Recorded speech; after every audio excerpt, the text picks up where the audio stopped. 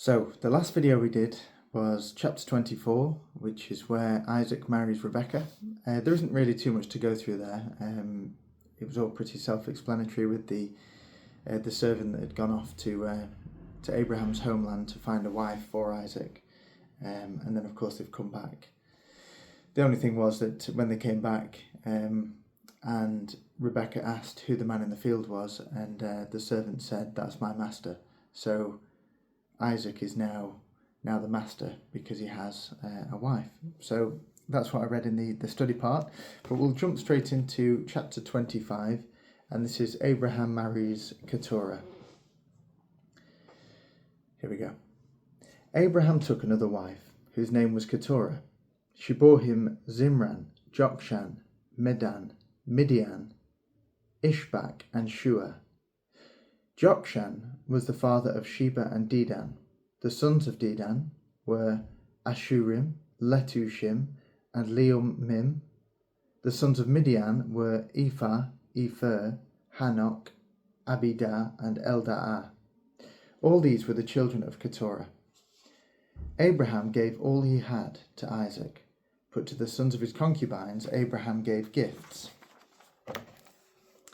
And while he was still living, he sent them away from his son Isaac eastward to the east country. The death of Abraham. These are the days of the years of Abraham's life, 175 years. Abraham breathed his last and died in a good old age, an old man and full of years, and was gathered to his people.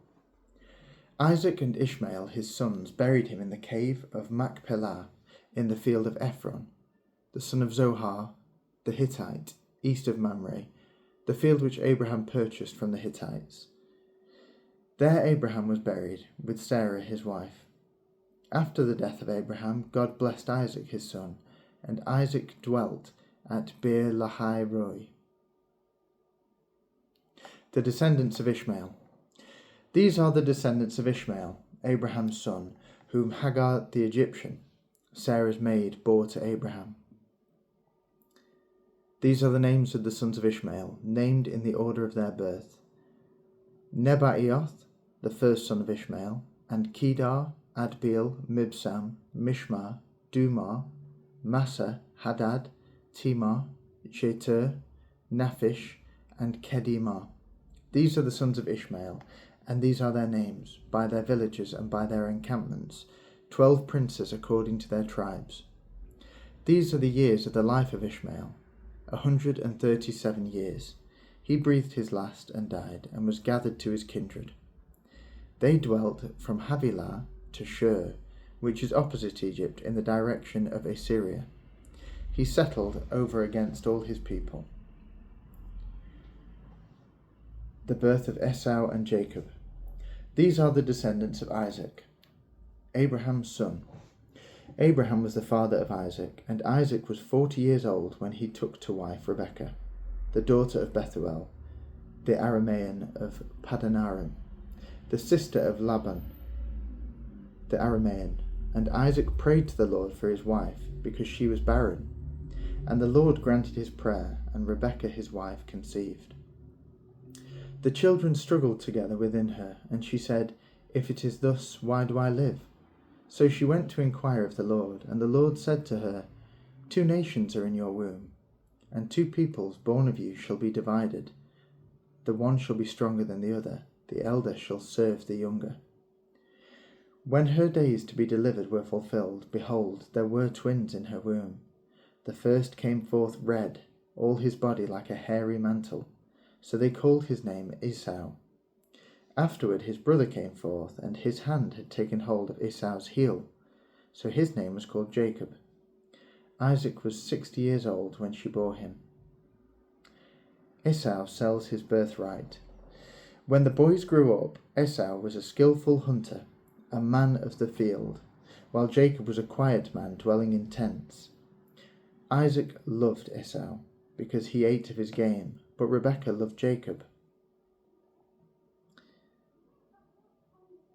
Once when Jacob was boiling pottage, Esau came in from the field, and he was famished. And Esau said to Jacob, "Let me eat some of that red pottage, for I am famished." Therefore his name was called Edom.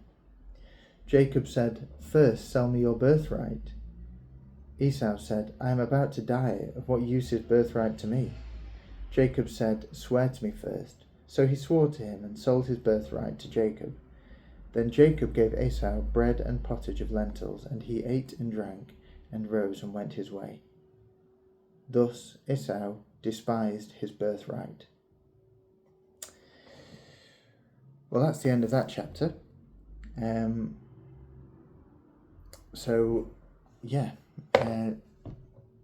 A little bit to digest there. I think when it comes to a point where they're saying a lot of different names, it does kind of all merge together for me, and I can't remember a lot of their names. But well, the key thing is Isaac and Rebekah have had a child. Well, 2 children, and it looks like there will be trouble ahead with those 2. Jacob has made Esau give up his birthright over some food. So we'll have to see what happens there. And Ishmael's died. We've gone through his descendants, and Abraham's passed away as well and was buried with Sarah in the land that he'd bought. Yeah, I'll go through these study texts. I think there's going to be a bit more to unpack of Jacob and Esau. I think there's going to be a bit more there than what appears in the words. So we'll do that.